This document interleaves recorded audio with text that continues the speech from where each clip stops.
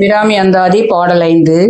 பொருந்திய முப்புரை செப்புரை செய்யும் புனர் முலையாள் வருந்திய வஞ்சி மருங்குல் மனோன்மணிவார் சடையோன் அருந்திய நஞ்சு அமுதாக்கிய அம்பிகை அம்புயமேல் திருந்திய சுந்தரி அந்தரி பாதமன் சென்னியதே.